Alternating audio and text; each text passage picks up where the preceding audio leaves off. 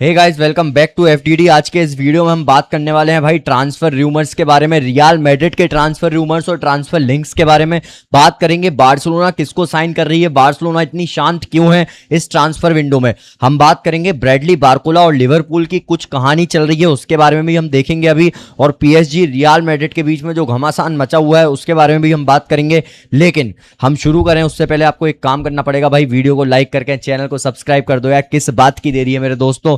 शुरुआत मैं करूंगा रियल मैड्रिड से, क्योंकि रियल मैड्रिड ही भाई इस ट्रांसफर विंडो में तबाही मचा रही है। तरीके से मैं बता दूं, आग लगा रखी है इन बंदों ने। शुरुआत हुई है जब से ट्रांसफर विंडो की, तब से अब तक ये हरामखोर मानने का नाम ही नहीं ले रहे हैं यार। इनको भाई मैं बता रहा हूं, कोई रोक दो भाई इनको, नहीं तो ये सब खरीद लेंगे। अबे ये 25 प्लेयर अलाउड है, ये 35 खिलाएंगे इसकी भैंस की टांग इसकी। ये आधे रजिस्टर कर लेंगे अपने ला फाब्रिका में, आधे यहाँ खिला लेंगे। ये मानेंगे नहीं भाई, ये ना मान रहे। इनको हो गया भाई, इनको भूत सवार हो गया पेरेस को। पेरेस पगला चुका है। अभी हमें यान डियोमांडे की खबर सुनने में मिल रही थी, यान डियोमांडे से पर्सनल एग्रीमेंट सारे रीच हो चुके हैं रियल मैड्रिड के। लेकिन फब्रीजियो ने कंफर्म कर दिया था कि हेरविगो हो गया है। बट कहानी अभी ये निकल के आ रही है कि आरबी लाइप्जिग, जिसका अभी यान डियोमांडे प्लेयर है, और रियल मैड्रिड के बीच में अभी तक कोई अग्रीमेंट हुआ नहीं है। तो देखना ये पड़ेगा कि भाई कितने महंगा हमें पड़ने वाला है डियोमांडे। खबर ये आ रही है कि 100+ मिलियन में वो हमें मिलेगा, 120 मिलियन के आसपास, जो कि मेरे हिसाब से थोड़ा सा इन्फ्लेटेड प्राइस है। एक प्लेयर यान डियोमांडे, ऑफ कोर्स उसमें बहुत ज़्यादा पोटेंशियल है, बहुत ज़्यादा वो अच्छा प्लेयर है, वर्ल्ड कप में उसने दिखाया है हमें। लेकिन मेरे भाई इस बंदे के लिए जो थोड़ा सा मतलब उतना ज़्यादा एक्सपीरियंस नहीं है, यंग है, अभी 18-19 साल का है, उसके लिए आप 120 मिलियन दोगे तो आई डोंट नो भाई कितना ज़्यादा फेयर होगा, कितना ज़्यादा वो जस्टिफाई कर पाएगा इस प्राइस को। बट यार देखेंगे हम क्या होगा। अभी लाइप्जिग और रियल मैड्रिड के बीच में अग्रीमेंट तो हो, लेकिन इसके बाद अब खबर ये आ रही है कि भाई जैसे ही यान डियोमांडे का हो जाएगा, फाइनल चीज़ें हो जाएंगी सारी, तुरंत रियल मैड्रिड लगेगी रॉड्री की तरफ। और अब ये आ रही है कहानी कि रॉड्री से भी सारे पर्सनल एग्रीमेंट्स, पर्सनल डील्स हो चुकी हैं। बस अब उन्हें कांटेक्ट करना है, नेगोशिएट करना है मैनचेस्टर सिटी से, जहां पे थोड़ी सी दिक्कतें आ सकती हैं हमें, क्योंकि भाई वहां पे पीएसजी हरामखोर आग लगाए रखी है। पीएसजी ना मानने का नाम ले रही, क्योंकि उन्होंने भाई कसम खा ली है कि रियल मैड्रिड अगला जो भी ट्रांसफर टारगेट करेगी उसमें वो टांग अड़ाएंगे। क्योंकि रियल मैड्रिड ने यान डियोमांडे को छीन लिया, हाईजैक कर लिया उनकी डील को। तो अब वो भाई बोल रहे हैं कि रॉड्री की डील को हम हाईजैक करेंगे, रॉड्री हमें चाहिए। तो इस तरीके से वो कोशिश कर रहे हैं कि रियल मैड्रिड और रॉड्री की कहानी को खराब कर सकें, या फिर एटलीस्ट प्राइस तो बढ़ ही जाएगी रॉड्री की थोड़ी सी। वो भी एक थोड़ी सी मुश्किलात है रियल मैड्रिड के लिए। बट यार देखो, रियल मैड्रिड ना 1.3 बिलियन यूरो कमा के आ रही है इस सीजन में, ऑल टाइम हाई है किसी भी स्पोर्ट्स क्लब का।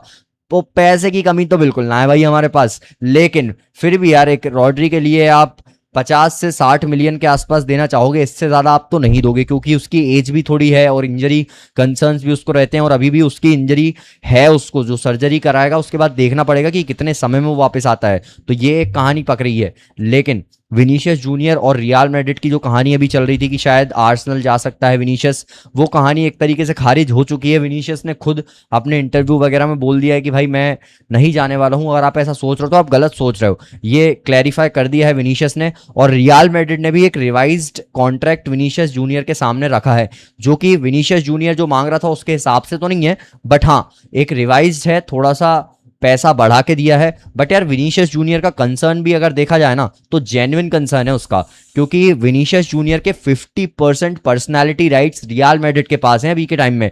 मतलब कहना चाहिए अगर विनीशियस जूनियर 100 रुपए कमा रहा है ना पर्सनल डील से, ब्रांड डील से वगैरह से, तो उसमें से 50 रुपए जा रहे हैं रियल मैड्रिड के हाथ में। तो एक तरीके से मिलियंस कमा रही है रियल मैड्रिड विनीशियस जूनियर खुद से ही।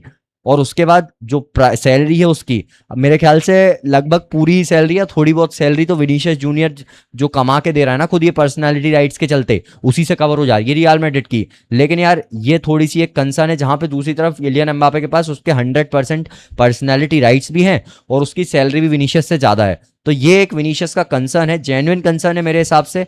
बट रियल मैड्रिड ने ये बोला है कि भाई हम बढ़ा के दे देंगे तुम्हें, बट भाई उतना नहीं देंगे जितना किलियन एम्बापे कमा रहा है। क्योंकि यार एक देखो रियल मैड्रिड की भी सिचुएशन एक मझधार में कहना चाहिए, क्योंकि किलियन एम्बापे और विनीशियस की सेम सैलरी कर दी ना, तो अगले दिन जूड बेलिंगम खड़ा हो जाएगा, ये अपना वल्वर्दे खड़ा हो जाएगा कि भाई इनको जब इतना दे रहे हो तो हमें भी दो, हमारी भी बराबर करो। इसलिए रियल मैड्रिड चाह नहीं रही है कि विनीशियस का वो कॉन्ट्रैक्ट उतना ज्यादा करें जितना किलियन एम्बापे का है। बट यार देखो यहाँ पे कहानी ये है कि विनीशियस जूनियर को होजे मूरिन्हो चाहता है कि वो रुके रियल मैड्रिड में, इनफैक्ट विनीशियस भी चाहता है कि वो रुके रियल मैड्रिड में। इसलिए ये कहानी एक तरीके से ऐसी है कि ये हो जाएगी भाई, हो जाएगी, विनीशियस रुकने वाला है रियल मैड्रिड में, ये लगभग 99% तय बात है। बाकी इसके अलावा भाई रियल मैड्रिड अभी भी रुकेगी नहीं इस ट्रांसफर विंडो में, फेब्रिजियो ने ये कंफर्म कर दिया है।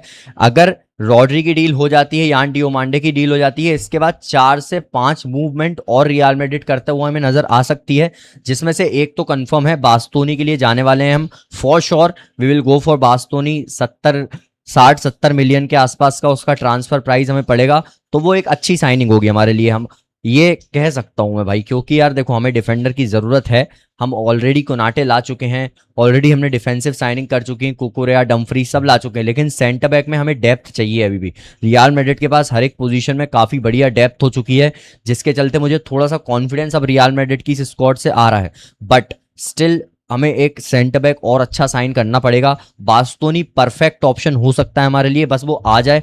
ऑफ कोर्स यार वो तो आ ही जाएगा, थोड़ा सा आप देखना वही पड़ेगा कि कितने प्राइस में आ रहा है, क्या वो जस्टिफाइड प्राइस रहेगा नहीं रहेगा, ये सारी चीजें हैं थोड़ी सी, इन्हें देखना पड़ेगा, उसी को देख कर रियल मैड्रिड फाइनल डिसीजन लेगी।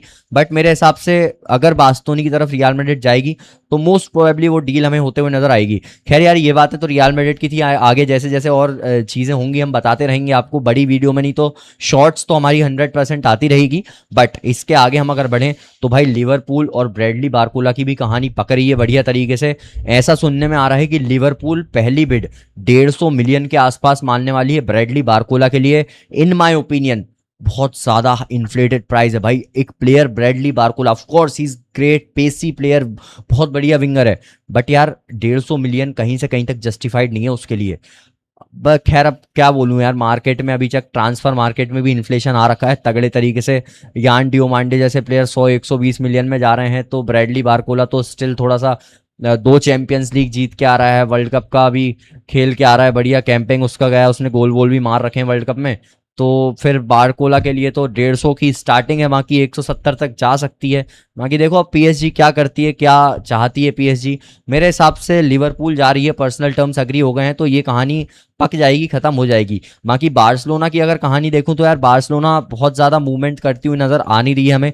हुलियन अल्वारेस के लिए उन्होंने किया था, तो वो एक तरीके से खत्म कहानी लग रही है मुझे अब, क्योंकि एथलेटिको मैड्रिड की तरफ से खबर ये आ रही है कि उन्होंने आर्सेनल से कॉन्ट्रैक्ट किया है, आर्सेनल से एक तरीके से डील भी डन कर ली है उनने कि जूलियन अल्वारेस को आप ले लो और हमें 50 मिलियन प्लस विक्टर योकेरेस दे दो, ऐसा सुनने में आ रहा है। और इसको हुलियन अल्वारेस कह रहा है कि भाई ये मेरे को बिट्रे कर रहे हैं अब, क्योंकि जनवरी फरवरी के आसपास उस ट्रांसफर विंडो में हुलियन अल्वारेस से इन्होंने ये बोला था कि भाई तू रुक जा, अभी फोकस कर ले यहाँ पे, इसके बाद अगले ट्रांसफर विंडो में तुझे हम आसानी से जाने देंगे, बार्सिलोना के लिए छोड़ देंगे हम तुझे। बट अभी ऐसा सुनने में आ रहा है कि बैक चैनल से ये पीएसजी और आर्सेनल से कुछ बातें कर रहे हैं हुलियन अल्वारेस के लिए, जिसको Julian Alvarez as a betrayal देख रहा है। तो अब देखना होगा भाई क्या कहानी पकती है, लेकिन बार्सिलोना यहाँ पे रुक नहीं रही है यार। बार्सिलोना को एक सेंटर बैक चाहिए, 2 ऑप्शन सामने आ रहे हैं हमारे, एक तो क्रिश्चियन रोमेरो है जो अभी अर्जेंटीना के साथ काफी बढ़िया उसका कैंपेन गया, फाइनल तक पहुंचा, वो काफी बेहतरीन डिफेंडिंग करके दिखाई। और दूसरा ऑप्शन आ रहा है एमरिक लपोर्ट का, जो अगेन स्पेन में भाई पाओ कुबार्सी के साथ उसकी जो पार्टनरशिप थी वो टॉप नॉच थी। बट यहाँ पे टॉप में अगर मैं रेस में आगे बोलूं तो कोटी रोमेरो चल रहा है, क्योंकि एमरिक लपोर्ट एथलेटिक क्लब दी बिल्बाओ में खेलता है, जहां पे भाई ऑलरेडी बहुत ज्यादा अच्छे रिलेशंस हैं नहीं ट्रांसफर की अगर मैं बात करूं तो बार्सिलोना और एथलेटिक क्लब के। तो मेरे को ऐसा लग रहा है कि भाई वो एमरिक लपोर्ट वाली कहानी थोड़ी सी गड़बड़ा सकती है। बाकी अगर एमरिक लपोर्ट आ जाता ना तो परफेक्ट फिट हो जाता वो बार्सिलोना की टीम में, लेफ्ट फुटेड सेंटर बैक है, पाओ कुबार्सी के साथ पार्टनरशिप बन चुकी है, स्पेन की फुटबॉल को समझता है, ऑलरेडी ला लीगा में खेल रहा है, तो ये परफेक्ट होता अगर हो जाएगा ना तो ये परफेक्ट होगा, बट थोड़ा सा मुश्किल लग रहा है अब। बाकी देखते हैं क्या होता है आगे चल के। ये ऑप्शन है भाई, बार्सिलोना को 2 ही साइनिंग करनी है यार, एक तो एक स्ट्राइकर उन्हें चाहिए ही चाहिए, अदरवाइज नहीं तो फेरन टोरिस वगैरह के साथ जाना पड़ेगा उन्हें, वो थोड़ी सी दिक्कत वाली बात हो जाएगी। बाकी मेरे को लग रहा है जूनियर कुरापी बोर्नमथ का एक प्लेयर है, स्ट्राइकर है, नंबर 9 है, वो उसको थोड़ा सा अभी मॉनिटर कर रही है बार्सिलोना की ये टीम। देखना पड़ेगा भाई क्या कहानी पकती है उससे, क्योंकि नंबर 9 तो इन्हें चाहिए, लेवेंडोव्स्की के जाने के बाद एक प्रॉपर नंबर 9 अच्छा प्लेयर इन्हें चाहिए ही चाहिए। अदरवाइज कोई फायदा नहीं है एडीएमी, एंथनी गॉर्डन, फलाना ढिमकाना साइन करने का, जब तक आपके पास एक नंबर 9 नहीं है प्रॉपर। बाकी देखो यार, इट्स हांसी फ्लिक, वो बिना नंबर 9 के साथ भी जा सकता है। फरहान तोरिस ने फाइनल में गोल स्कोर किया है, तो मे बी फरहान तोरिस को रोक लें वो, जैसा खबर आ रही थी पीएसजी चाह सकता है, तो मे बी ना जाए फरहान तोरिस। देखना होगा अब क्या कहानी पकती है। बाकी यार एक और खबर अभी अभी मेरे को जो सुनने में आई है एंड्रिक की, भाई देखो होजे मोरिनियो चाहता है कि गोंजालो गार्सिया रुके रियल मैड्रिड में, क्योंकि वो एक डिफरेंट प्रोफाइल है टोटली किलियन एम्बापे से, उसको वो यूज करेगा। और आज आज जो मैच हुआ है ना लेगानेस से, गोंजालो गार्सिया को उसमें एज अ नंबर 9 होजे मोरिनियो ने खिलाया है, तो भाई ये एक कहानी पक रही है। और अगर गोंजालो गार्सिया रुकता है तो फिर एंड्रिक की कहानी थोड़ी गड़बड़ाती नजर आएगी। उसको एक और लोन मूव के लिए देख रही है रियल मैड्रिड। अगर कुछ कहानी ऐसी बनती है, जगह नहीं बनती, तो उसको बेंच पे सड़ाने से अच्छा रियल मैड्रिड सोचेगी एक लोन डील के लिए किसी और क्लब से, जहां पे वो अगेन अपना थोड़ा डेवलपमेंट करेगा और लगेगा रियल मैड्रिड को कि यार ठीक है अब फिट इन हो सकता है स्क्वाड में, होजे मोरिनियो को लगेगा तो वो वापस लेके आ जाएंगे उसको आसानी से, उसको गेम टाइम भी मिलता रहेगा, प्रॉपर डेवलपमेंट भी होता रहेगा, और रियल मैड्रिड का भी काम चल जाएगा यार। तो इसलिए ऐसा लग रहा है कि अब एंड्रिक अनदर लोन मूव पे जा सकता है। बाकी अस्तान को भी आज के मैच में खिलाया था लेगानेस के अगेंस्ट, जो फ्रेंडली मैच चल रहा था, क्लोज डोर फ्रेंडली था, तो हमें कुछ पता तो चला नहीं भाई, लेकिन रियल मैड्रिड ने उस मैच को 4-1 से जीत लिया है, जिसमें एक गोल गोंजालो गार्सिया ने स्कोर किया, एक वलवर्दे ने, और एक फ्रैंको मस्तंतवानो ने। एक गोल जो है वो ओन गोल हुआ था, तो वो एक बहुत बड़ी बात नहीं है। जिसमें असिस्ट दिया जो गोंजालो गार्सिया को, बेहतरीन असिस्ट भाई, जो ट्रेंट अलेक्जेंडर अर्नोल्ड ने दिया, बहुत शानदार असिस्ट दिया वो, और एक असिस्ट दिया भाई आर्दा गुलर ने। तो ये कहानी है भाई रियल मैड्रिड की, ये कहानी है ट्रांसफर रूमर्स की, ट्रांसफर की सारी कहानियां हैं, और भी जैसे जैसे आगे आगे खबरें बनती जाएंगी आपको हर वेडनेसडे पे एक ट्रांसफर न्यूज से रिलेटेड वीडियो तो मिल ही जाएगी। तो आप चैनल को फटाफट से सब्सक्राइब करके वीडियो को लाइक जरूर कर दो। मैं मिलता हूं आपसे अगली वीडियो में, तब तक के लिए टाटा गुड बाय दोस्तों।